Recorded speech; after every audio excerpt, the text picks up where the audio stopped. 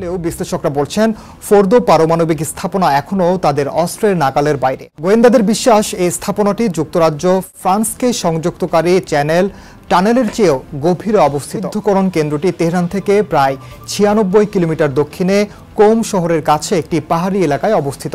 এটি একসময় ইসলামী বিপ্লবী গার্ড বাহিনীর ব্যবহৃত গোপন সুড়ঙ্গ ছিল। বিশেষজ্ঞরা বলছেন সবচেয়ে শক্তিশালী বোমার হাত থেকেও সুরক্ষিত এটি।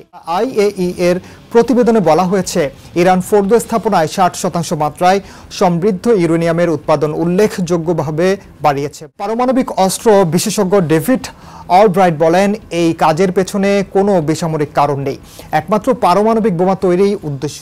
ওয়াশিংটন ভিত্তিক থিঙ্ক ট্যাঙ্ক এর তথ্য অনুযায়ী ফোর্দো ফুয়েল এনরিচমেন্ট প্ল্যান্টে ইরান মাত্র 3 সপ্তাহেই তার বর্তমান 60% সমৃদ্ধ ইউরেনিয়াম থেকে 233 কেজি অস্ত্রমানের ইউরেনিয়াম তৈরি করতে পারবে। ফোর্দো পারমাণবিক স্থাপনা ধ্বংস করা ইসরায়েলের জন্য খুবই গুরুত্বের, কিন্তু আসলেই কি এটাকে ধ্বংস করা সম্ভব? লাইটার সোমবার মেরিট টিভিকে দেয়া এক সাক্ষাৎকারে বলেন ফোর্দোকে যদি আকাশ থেকে বোমা ফেলে ধ্বংস করতে হয় তাহলে একমাত্র যুক্তরাষ্ট্রেরই সেই ধরনের বোমা রয়েছে। এখন সিদ্ধান্ত যুক্তরাষ্ট্রের, তারা সেই পথ বেছে নেবে কিনা। ফোর্দো মোকাবিলার আরও পন্থা রয়েছে বলেও দাবি করেন তিনি।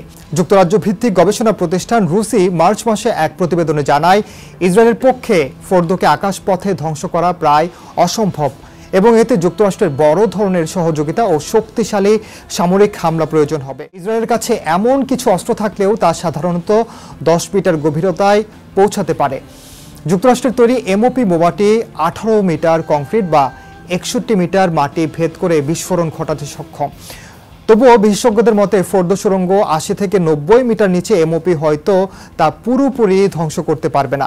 অন্যদিকে নাতাঞ্জ কেন্দ্রটি মাত্র 20 মিটার নিচে এবং এরই মধ্যে ইসরায়েলি হামলায় ব্যাপক ক্ষয়ক্ষতি করার দাবি করেছে তেল। অ্যাডমিরাল মার্ক মেলেট বলেন ফোর্দোর নিরাপত্তা কাঠামো কতটা মজবুত সেটার উপর নির্ভর করে এমওপি কতটা কার্যকর হবে। বিশ্লেষণ বলছে যুক্তরাষ্ট্র হয়তো বিস্তৃত যুদ্ধের প্রস্তুতি নিচ্ছে। সম্প্রতি 30টি মার্কিন বিমান ইউরোপে পাঠানো হয়েছে, যার বেশিরভাগই KC-135 এয়ার রিফুয়েলিং ট্যাঙ্কার, যা দীর্ঘ পথে যুদ্ধ বিমান ও বোমারু বিমানে জ্বালানি যোগায়। ডোনাল্ড ট্রাম্প হোয়াইট হাউসে সাংবাদিকদের বলেন তিনি এখনও সিদ্ধান্ত নেননি যুক্তরাষ্ট্র ইসরায়েলি হামলায় যুক্ত হবে কিনা, তবে তার ধৈর্য শেষের পথে বলে জানান। বোমারু এই বিমানের উপস্থিতি যদি ভারত মহাসাগরে অবস্থিত ডিয়েগো গার্সিয়া ঘাঁটিতে দেখা যায় তবে সেটি হতে পারে একটি সরাসরি সংকেত। এপ্রিলের শুরুতে সেখানে 6টি B-2 বিমানের ছবি তোলা হয়, যদিও এখন তারা সেখানে আছে কিনা তা স্পষ্ট নয়। ব্রিটিশ এয়ার মার্শাল গ্রেগ ভ্যাগুয়েল বলেন যুক্তরাষ্ট্র চাইলে ওই ঘাঁটি থেকে ধারাবাহিকভাবে B-2 মিশন পরিচালনা করতে পারবে, তবে হয়তো 1-2টি সফল বোমারু অভিযানে যথেষ্ট হতে পারে ফোর্দোতে ফাটল ধরাতে।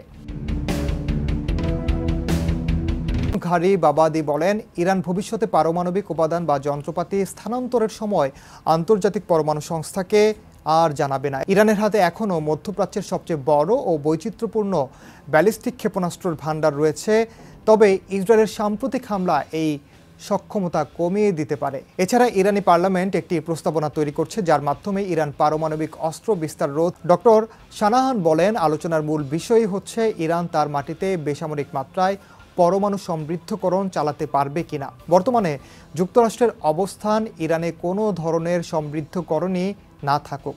IAEA জানে না ইরানের এনরিচমেন্ট প্ল্যানগুলোর বাইরে কত সেন্ট্রিফিউজ রয়েছে। যদি